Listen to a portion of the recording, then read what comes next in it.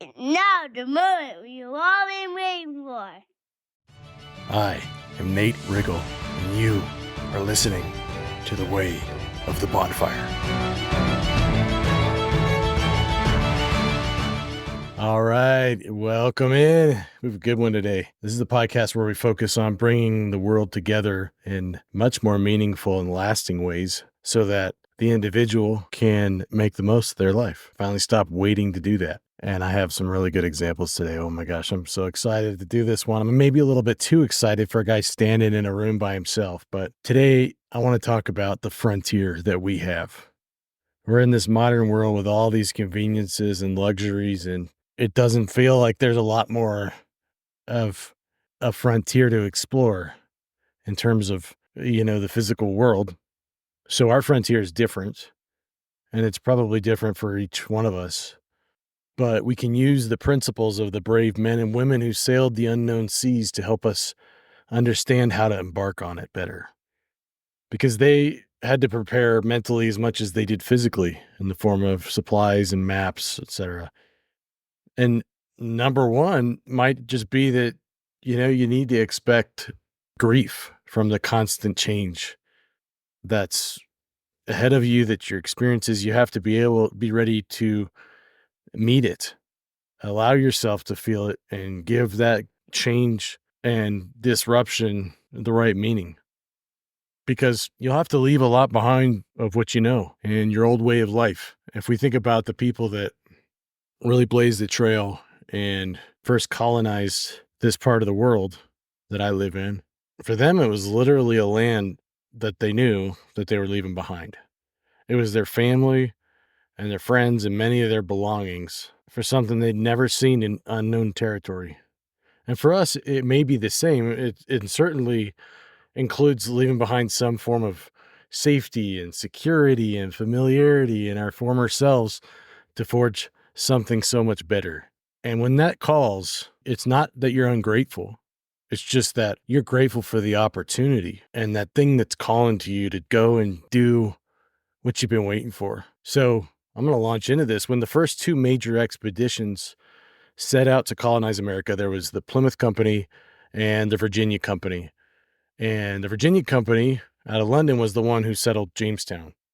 The Plymouth Company settled, and they did better in the first year. I think it was called the Popham settlement. They both kind of landed in 1607, and they had set sail about 4 months before that. And the Plymouth Company, where they landed, they did better at first, and they didn't have as hard of a time in the winter, but for several reasons, they didn't last. As you know, Jamestown became a colony that did, and John Smith was one of the main leaders of Jamestown, and that made it possible. And he knew three things about adventure. Number one, don't expect a luxurious pleasure cruise where everything goes to plan and you never have to lift a finger. Number two, smooth seas never made a good captain. And this is number three, but it's still by far better than staying in port and not answering the call of something greater that is what you were meant for. Because John Smith, he was initially set on a path he'd gone to school in England, and he was set on a path to apprentice with this merchant in a seaport. But he just didn't like the monotonous life of a tradesman and it says here, the confines of a counting house. And there's a biographer named Peter Firstbrook. He says that Smith's brief stint as an apprentice to a merchant in the seaport of King's Lynn sparked his adventurous spirit. I can just imagine him sitting in the seaport in the accounting office, looking at the ocean and watching all the ships come in and saying, this can't be all there is. And then something happened that I believe solidified it. I think maybe his dad, that's kind of what his dad set him up to do. And his father died as he was kind of starting off that apprenticeship. And at 16 years old, he said, nope. And he set off to sea. And for the next 10 years, he went through some insane stuff. The seas were not smooth for him. But gosh, the experiences he had. He was a mercenary as a teenager, fighting against the Spaniards. I think it was for one of the French kings. And you historians like just come off it. I know I'm not perfect at this, but I tried to gather as much accurate information as I could. So he's a mercenary, like fighting against the Spaniards. Then he was a trader and a pirate in the Mediterranean for a while. And then went and fought in another war against the Ottoman Turks and fought in all these crazy battles. And then in 1602, which is like there'd been 6 years of doing way more crazy adventures and stuff than people live in a lifetime. So he's probably around 22 years old, nothing but crazy voyages and piracy and war with all this status that he built up. He'd become a cavalry captain and he'd been knighted, but then he was wounded in another battle or skirmish and he was captured. And after all that he built up, and see if you can relate to this, where it's like, yeah, I think this is all leading to something. I've got these titles, I've got status, I've made something out of myself. He gets wounded in a battle and then gets captured and sold and made into a slave. He's sold into slavery and sent to Constantinople to a woman as a gift. So mercenary, trader, pirate, soldier, slave. And he was a slave on a farm for 2 years. And they'd go out and beat him, when he was working in the fields. And one day when he was getting his normal beating by the slave master, he said enough and he overpowered him and escaped, and he made his way back to England in 1604. So it had been 8 years and he'd already gone through all that.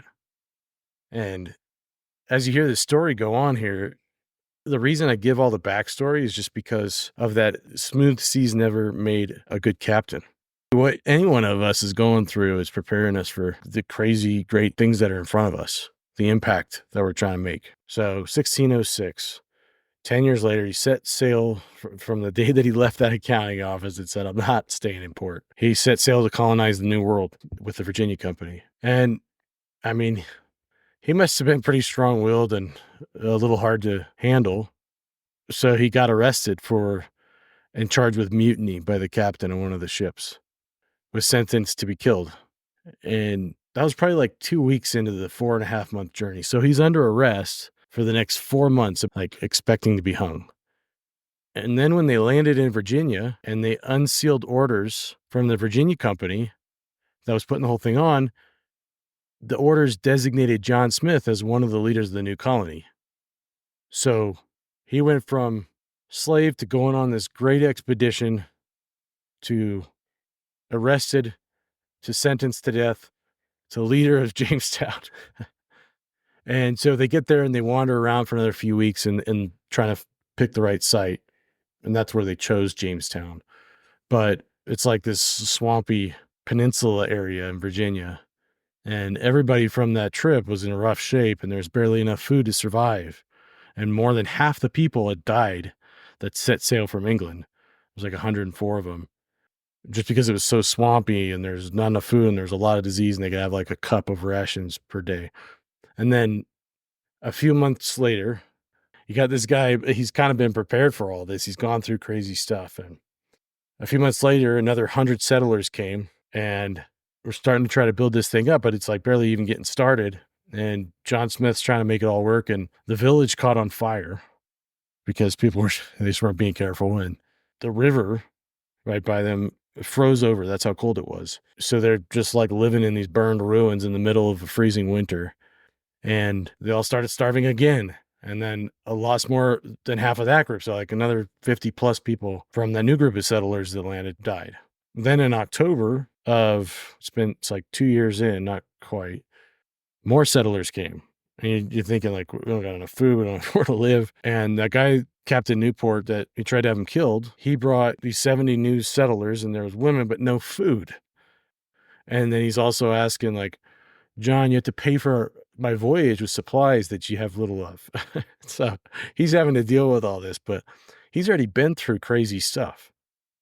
And I honestly think somebody who hadn't been through all that crazy experiences and been out at sea dealing with all that stuff wouldn't have been ready to deal with this.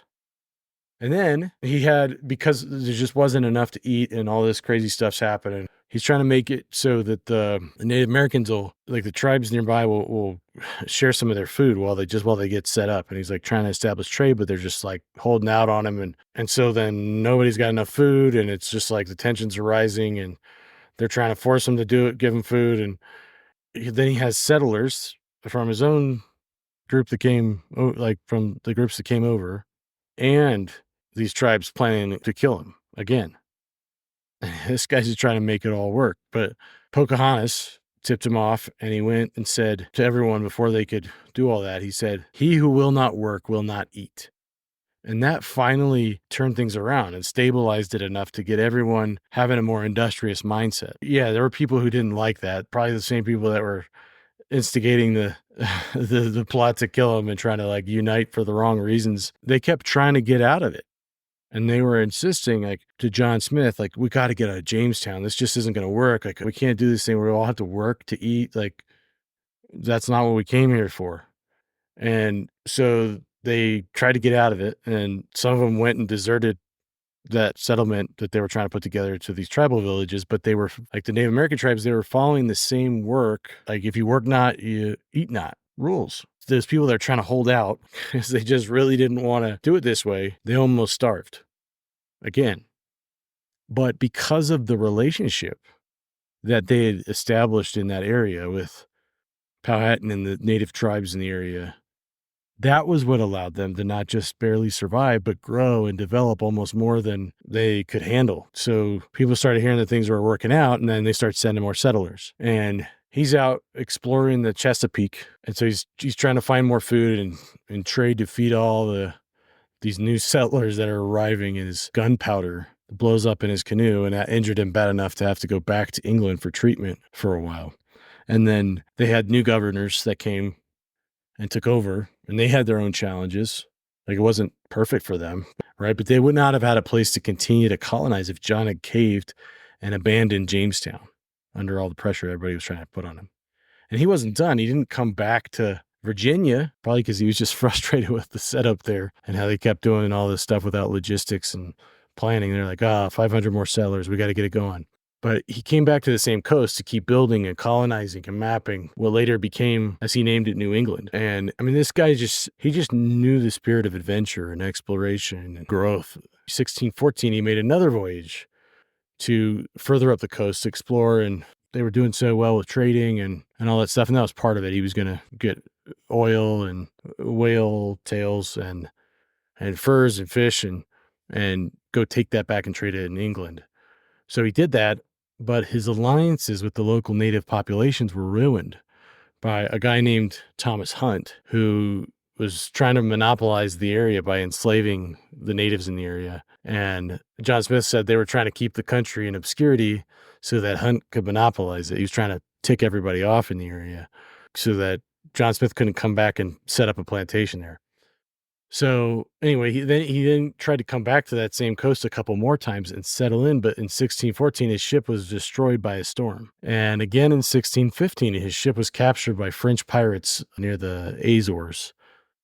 And after a few weeks of captivity, you guessed it, he escaped and made his way back to England. And he stayed there, but he wrote a lot about, how he'd mapped out New England and all these, and, establishing Jamestown. And one of the things that he noted, like, because he had gone basically up to where the area where the other original settlement was trying to get installed, and they only made it a year. And he said the reason that they didn't work out is because the French had better trade relations and community with the Native Americans in that area, so it made it harder for the English to colonize. And what the French had done right is they'd established peace among the warring tribes in the name of fur trade. So they said, let's do something that's going to work out for everybody.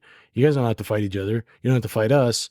And then when the English came and tried to get in there, there wasn't enough focus on bringing their world together. And I mean, we later know that it ended up still getting colonized, but while lots of the people from England were hiding the difficulties of colonizing America at that time, and they were hyping it up with no downside, promising an abundance of gold in the New World, trying to get people to go and be a part of their expeditions and keep settling and colonizing.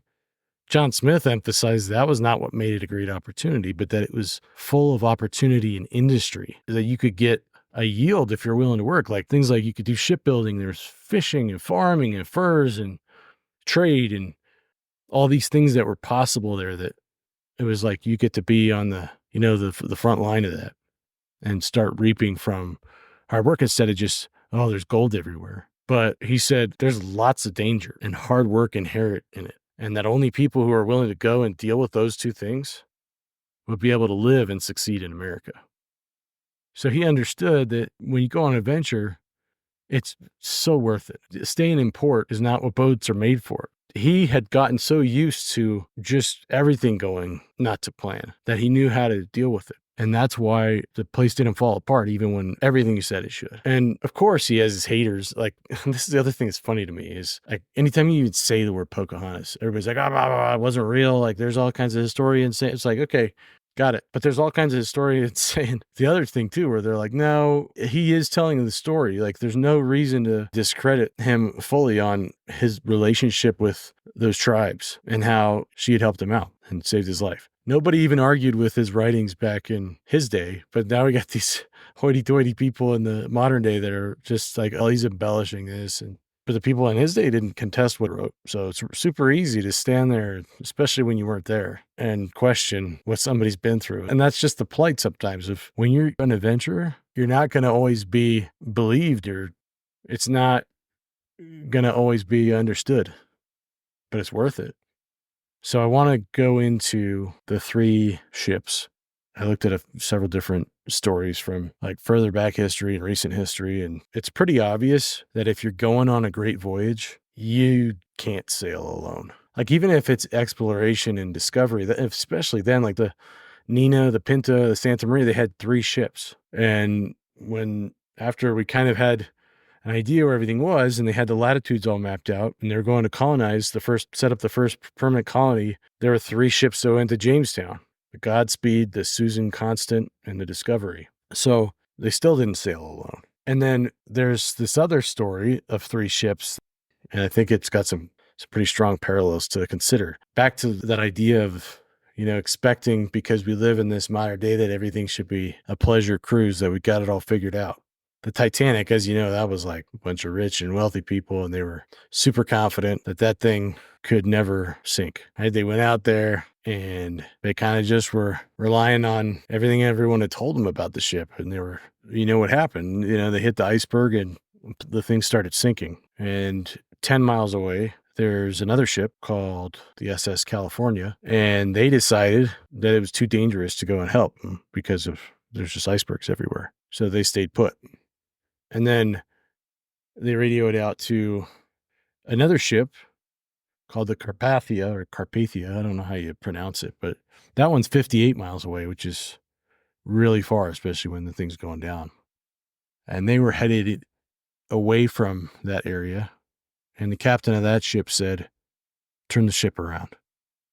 And he recounts his story that as they were going to try and help and rescue the people in the Titanic, they didn't hit a single iceberg. And the captain of that ship said it was as if we were being guided by the hand of God. And they get there and they're heartbroken because the Titanic's sunk, but there's a bunch of lifeboats.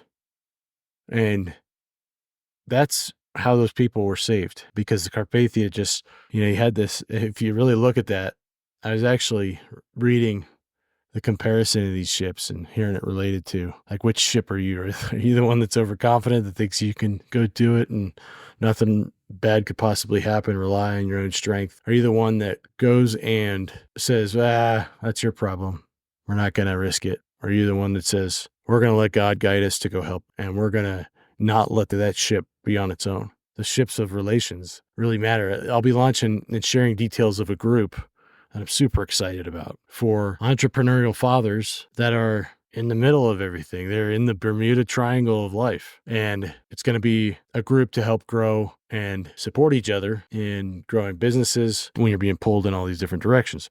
So here's the 3 ships. and master the seas of connection. That's one of the core tenets of when we talk about connection. The first ship is ownership. Remember John Smith? If you want to eat, you have to work. And ownership is probably one of the ones that I overlooked. I thought I was doing my part in my life. I thought, I'm doing everything I'm supposed to be doing. What's the problem? But I wasn't owning what I might have had wrong. I wasn't willing to own that I might not have been pulling my weight. I might have been doing something wrong. I didn't have self-awareness. I didn't have that relationship with myself well enough to own it. And so that ship was one of the ones that was not bringing the trifecta together in my fleet of 3 ships going to colonize what I was trying to get after. And so ownership was holding me back. The second ship is partnership. Who are your partners? If you can't do it alone, you have to have partnership.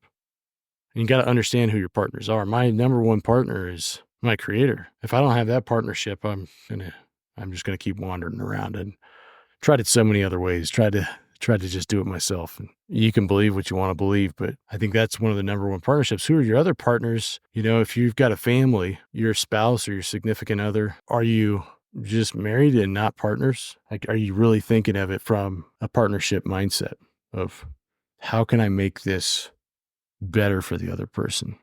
How can I be a good partner?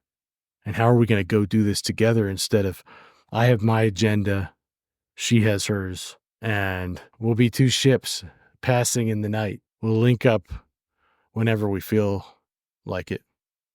If you don't have partnership, you're sunk. And others, if it's your business, that is one of the most powerful things in any business is partnership. And people just use different words to describe it, or they don't see it at all, that you don't grow a business without a good partnership model. If you're not allied with other people and other groups and organizations, if you don't have a community and an ecosystem that you're a part of, you're never going to get to where you're going. You might feel like you're making progress, but the ones with partnerships are the ones that go so much further. And the third one is friendship. Well, why would you ever want to just go out and feel like you can just sit and rely on this? Like, my goodness, I just heard so many people. And I think I might also be an introvert. I don't even know. Like, I don't like defining myself with a label like that. But I've heard so many people say I'm an introvert. And I don't do that kind of stuff. I don't like to worry about it. I don't need anybody else. I'm fine with what I got. And guilty as charged. I tried it during COVID and a couple of years. I kind of got used to it during COVID and the pandemic. And a couple of years after that, it was like, maybe I don't need friends. And then, of course, I got lost at sea. And maybe I was putting too much on the partnership with my wife, expecting that to be enough. And yeah, like there's overlap. She's my partner. She's my friend. She's my lover. But friendship is broader than that. And if you're not seeing that the world is built on friendship and these 3 relationships, ownership, partnership, and friendship, then you're just going to keep thinking you're making something and feeling like you're building something, but you can keep spinning your wheels. So don't stay in port. Build the ships you need to build and go get them. Hey, thanks for listening to the podcast today. I hope it had impact and meaning, but I really would like it if you work more on becoming that bonfire in your life for yourself and for other people, and start really going after that growth and that change that you've been waiting for. I promise I can help you get started on that at changewithnate.com, or you can go to the business website and we'll teach you how to grow in ways that really compound. That's at wayfirelabs.com. Either way, I hope to hear from you soon. Get on the calendar and we'll see you on the next one.